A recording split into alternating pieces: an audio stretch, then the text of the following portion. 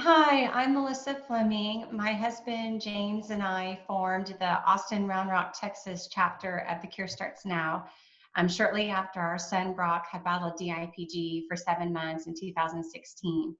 And after that, we decided that it wasn't acceptable that treatments haven't changed in 60 years and that there's no cure, and we want to help fund research to change that.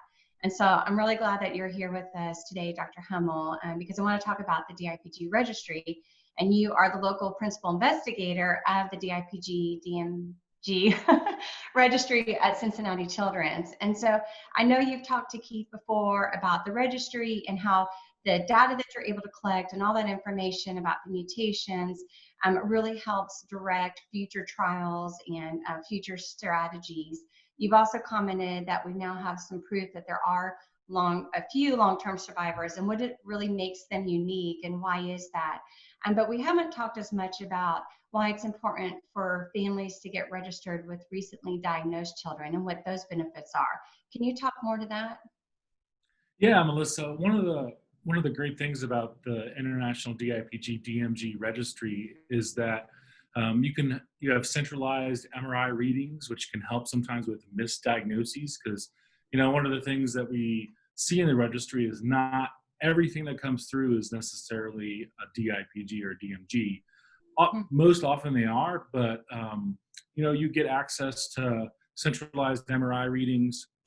You also get access to a network of sort of the best hospitals out there for DIPG and DMG.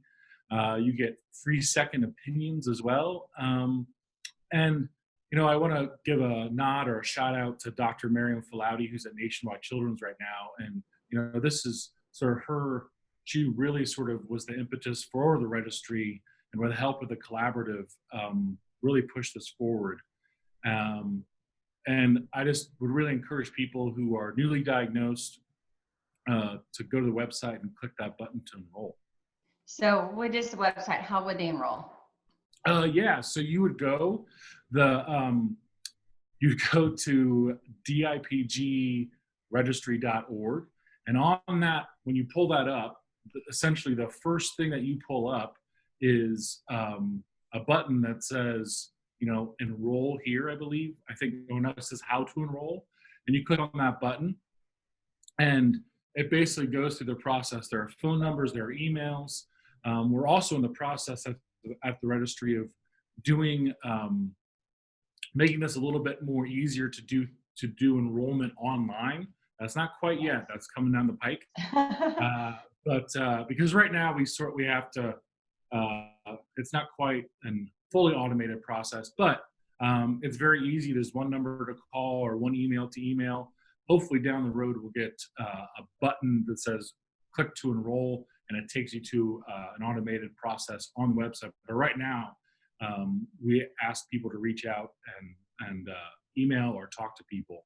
And additionally, not only on that website do you have like the how to enroll button, but it's set up that you can also have a section for patients and families. It's also for physicians, and it has news and research. So that dipgregistry.org site is sort of a comprehensive site for a lot of things for newly diagnosed families or families who are currently undergoing the battle and have already undergone radiation or anything like that.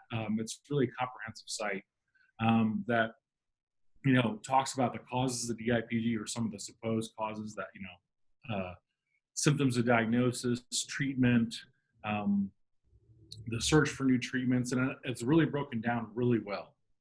Well, I do remember even 4 years ago, it was a pretty easy process to register. And so when we're looking at the registry, there's really two aspects to it, and it's gathering the tissue, and how do you do that? So it can be a diagnosis when you get the biopsy, and that's what we did with Brock. I know a lot of times parents can get scared because of the risk. I think how we looked at it is like you had mentioned earlier, that it confirms his diagnosis, and we wanted to make sure he really did in fact have DIPG. The other aspect is that death, if you want to donate the tumor, and an autopsy. And us personally, we didn't do it. I was not in a mental state to be able to have that conversation, and I don't think I am even 4 years later. but I know a lot of parents who have, and I admire them.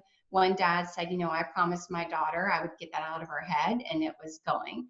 And I get goosebumps because I just think that's wonderful. So how can the registry help parents make these decisions of what's involved? And, it's a very personal decision that has to be right for them.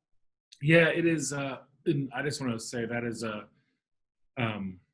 it's I also get chills when I talk about, when we talk about biopsy and giving data, and also autopsy tissue as well, because that is, the families and you guys have gone through this journey and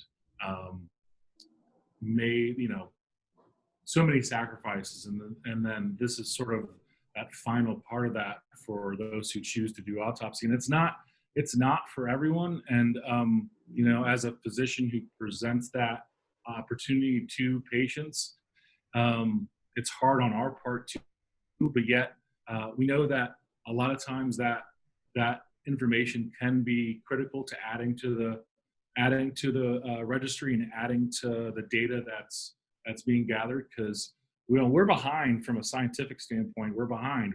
It's not like a leukemia where we can just draw some blood and get leukemia cells, like, Right.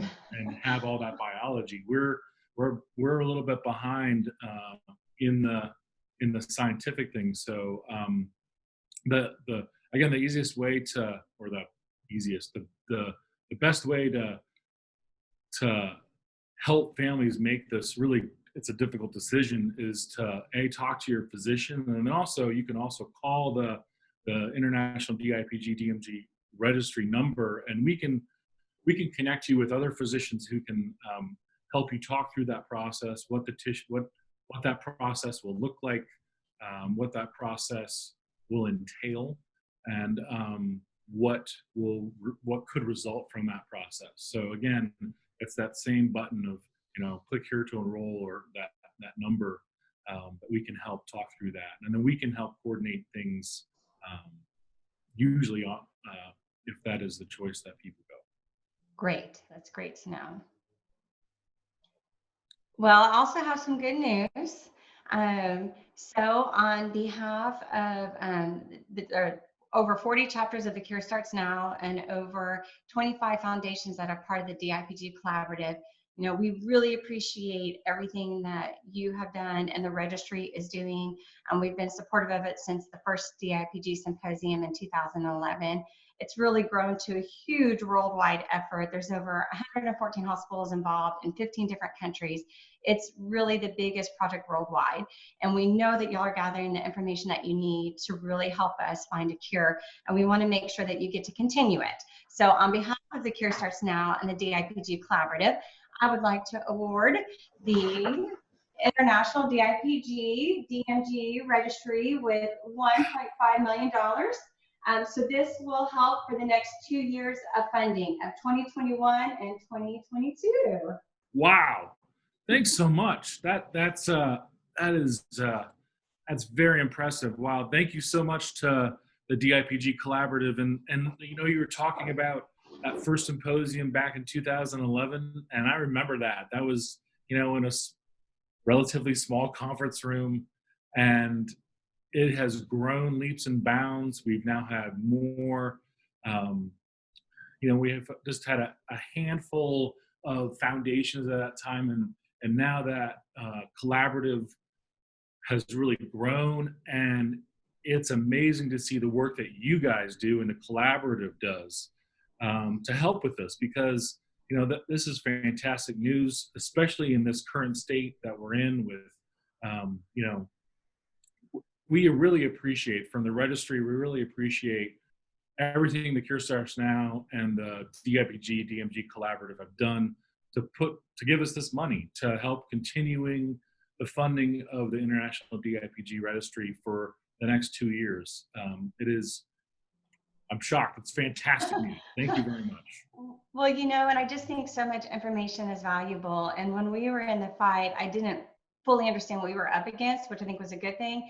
But afterwards, just being able to know, what ages it's more common in, and that it's heterogeneous, and that it's changing. Yeah. And now that y'all can get so specific with mutations, and it's just amazing what information y'all can collect. And I know it's needed. And I'm glad that y'all have all band together, because as families, we are all working hard to raise money for you guys, but we know you're spending it well and you're very strategic. And this is one way that it's evident. And thank you all so much, all of you who are doing this from the bottom of my heart, and all of us parents. Thank you. Well, thank you, Melissa. That is, thank you very much.